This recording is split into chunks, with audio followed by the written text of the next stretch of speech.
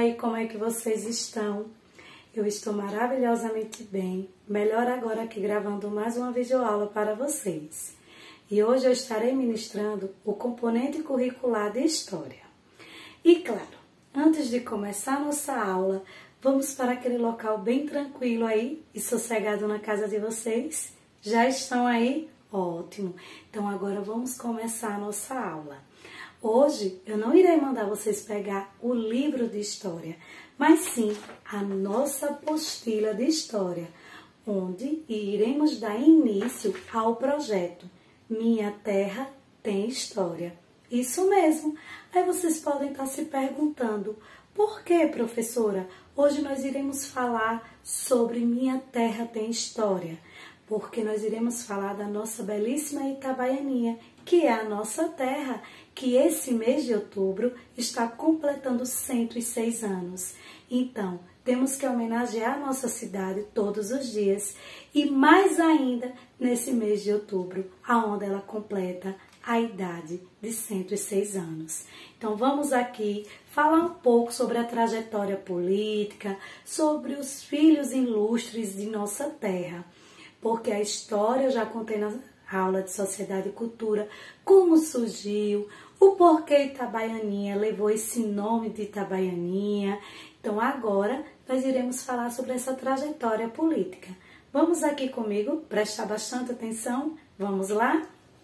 Tem assim, após a proclamação da República, foi nomeado o primeiro Conselho de Intendência de Itabaianinha, pelo governo provisório do Estado, por decreto de 2 de fevereiro de 1890, que se compôs dos seguintes membros, conforme dados da Enciclopédia dos Municípios Brasileiros. Como vocês podem ver aqui, naquela época, até 2 de fevereiro de 1890, não eram prefeitos, mas sim intendentes. Então, foi quando foi nomeado o primeiro Conselho de Intendentes. E só depois, a partir de 1935, houve uma mudança, uma substituição dessa palavra intendente para prefeito. Vocês podem observar aí que tem assim, a partir de 1935, a denominação de intendente é substituída pela de prefeito, conforme as novas determinações do governo Vargas. Então, como vocês perceberam, antes nós não tínhamos prefeito, e sim intendentes. A partir de 1935, passamos a ter prefeito, certo? E aí, eu citei alguns só dos prefeitos que nós tivemos, porque foram vários que se passaram até os dias de hoje. Então, se fosse para mim se estender, colocando todos aqui, a aula iria ficar muito extensa. Aí eu vou deixar para que vocês tenham a curiosidade em pesquisar, além desses e alguns outros que eu irei falar na explicação, os demais que fizeram sua trajetória política aqui na nossa cidade de Itabaianinha. Como vocês podem ver aí, a partir de 1935, nós tivemos o primeiro prefeito, que foi o padre Manuel Vieira dos Santos, esse daqui, certo? Vocês estão vendo aí, a foto dele? Ótimo! Então, ele foi eleito, indiretamente pela Câmara de Vereadores. E aí, o que foi que padre Manuel fez aqui por Itabaianinha? Calçou várias cidades, construiu os prédios onde hoje é a antiga prefeitura e outros benefícios mais que vocês podem aí pesquisar com o papai, com a mamãe e vão descobrir. Outra coisa, ele também tem um apelido de Padre de Aço. Muito interessante, não é isso? Já o segundo, Emerson Batista de Souza, que foi o segundo prefeito, ele ficou de 1941 a 1942. Um pequeno curto, um curto tempo. Ele substituiu o padre Manuel Vieira dos Santos, mas ficou sendo só por 1 ano e alguns meses e acabou se afastando da vida política, não ficou mais. E então, ele foi colocado, esse Emerson Batista de Souza, pelo antigo juiz, que hoje não é mais, é claro, Otaviano de Souza Leite foi quem nomeou Emerson Batista de Souza para ser o segundo prefeito da cidade de Itabaianinha. Já o terceiro foi Joaquim Martins Fontes. Ele ficou de 1942 a 1945. O que foi os benefícios na época desse prefeito? O que foi que Joaquim Martins Fontes fez aqui para a nossa cidade? Ele fez o Mercado Velho, a maternidade, o hospital e também, como o nosso primeiro prefeito, que era chamado de Padre de Aço, o seu apelido, ele também, Joaquim Martins Fontes, também tinha um apelido, que era Quincas do Varre-Vento. Olha que interessante e divertido, né?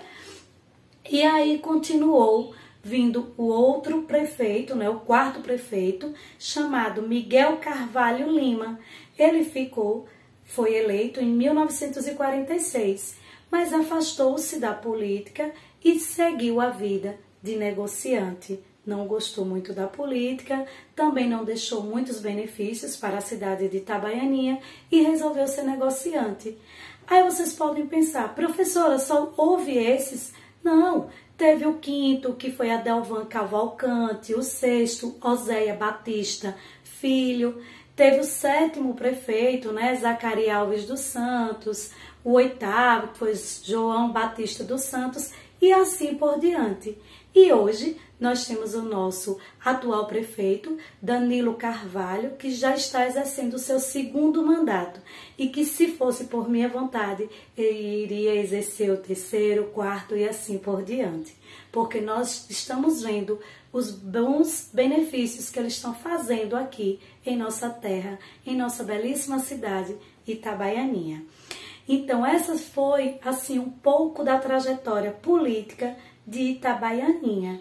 Vocês podem pesquisar e vão encontrar mais fatos, né, fontes históricas falando de todos os outros prefeitos que aqui se passaram. E aí tá aqui a imagem, eu só não tenho a imagem aqui de Emerson Batista de Souza, que foi um desses prefeitos que eu falei, mas tem aqui a de Joaquim Martins Fontes. Você tem ali essas imagens na sua apostila, deixa eu endireitar esse daqui. E esse daqui, como eu falei para vocês, que foi o quarto prefeito, né? Miguel Carvalho Lima. Depois que eu já falei da trajetória política de Itabaianinha, se vocês observarem aí, na sua apostila tem os filhos ilustres. Aí vocês podem perguntar, professora, o que é filhos ilustres? Primeiro, o que é ser ilustre? Vamos aqui ler e escutar minha explicação para que vocês possam entender. Olha, o que significa ilustre? Ilustre qualifica aquela pessoa que se destaca por ser famosa, por ser conhecida, que é uma celebridade. Ser ilustre é ser digno, ser importante, ter destaque, possuir qualidades de louvor, ou ser nobre, ser aristocrata, certo? Então, ser ilustre é tudo isso. E nós tivemos vários ilustres aqui na nossa cidade, vários filhos ilustres, isso mesmo, que tivemos, que passaram por aqui, pela nossa belíssima cidade.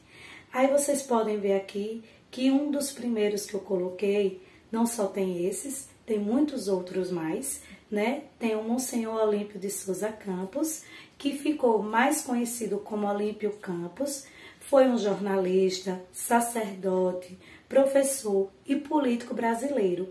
Quais foram os benefícios, assim, para ele ser ilustre da nossa cidade? Ele trouxe o benefício, né, dos correios, dos telégrafos, construiu o açude presa, acabando assim com a escassez da água potável, entre outras coisas mais que Olímpio Campos trouxe aqui para a nossa belíssima Itabaianinha. Ele nasceu no dia 26 de julho de 1853. Adivinha onde? Isso, aqui em Itabaianinha. E morreu no dia 9 de novembro de 1966. Olímpio Campos, ele foi assassinado com 2 facadas e 11 tiros, meus amores, lá na cidade do Rio de Janeiro. Quando ele estava no auge da sua carreira política, veio essa fatalidade e aconteceu. Já embaixo, né, aqui está a imagem, olha, vocês têm aí, de Olímpio Campos, vocês têm essa imagem aí na apostila de vocês. Eu coloquei aqui ela só para que vocês possam ver maiorzinha. E aí embaixo tem o desembargador Guilherme de Souza Campos, mais conhecido como Guilherme de Campos.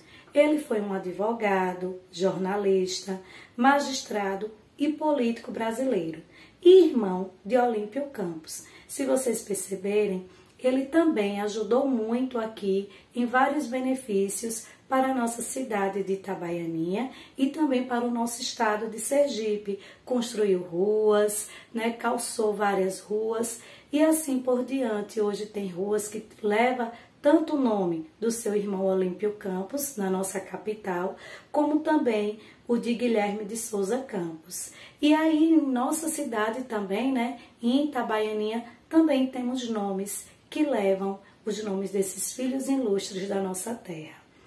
Ele nasceu no dia 10 de fevereiro de 1850, em nossa bela Itabaianinha, e faleceu no dia 3 de outubro de 1923, em Aracaju. A diferença é que Guilherme de Souza Campos, ele não foi assassinado, ele morreu de morte, né, até hoje, assim, não explicada, natural ou pela idade, mas não foi assassinado como ocorreu com o seu irmão Olímpio Campos. Já embaixo, aqui está a imagem dele, né? Estão vendo aqui. Já esse outro aqui, Manuel Joaquim de Oliveira Campos, ele foi autor do hino sergipano e da gramática latina da língua nacional. Então, foi Manuel Joaquim de Oliveira Campos que fez o nosso hino sergipano, o hino do nosso Sergipe. Ele nasceu no dia 16 de julho de 1818, no sítio Mutuar, município de Itabaianinha, e faleceu no dia 12 de abril de 1891, na fazenda Taboca, no município de Lagarto. Está aqui também a imagem, né? Estão vendo? Vocês têm essa imagem aí na apostila de vocês também. Então, esses filhos ilustres, só são esses, professora? Não, tem outros mais. Tem José Vicente de Souza Neto, tem Luiz Zacarias Lima, tem Olímpio da Silveira e outros mais. Só que, como eu expliquei para vocês, da mesma forma que se fosse para que eu colocasse todos os prefeitos que já fizeram a trajetória política de Itabaianinha, nós iríamos passar mais de 2, 3, 4, 5 aulas. A mesma coisa se eu fosse falar de todos os filhos ilustres que esteve aqui na nossa belíssima Itabaianinha. Então, o que é que vai acontecer? Eu quero que vocês, junto com a professora de vocês, aí possa pesquisar no seu bairro, no seu povoado, se as obras, o benefício desses filhos ilustres, desses prefeitos que já passaram por nossa terra. Aí vocês irão pesquisar, irão conhecer, juntamente com a professora, pode pedir a ajuda do papai, da mamãe, do seu responsável.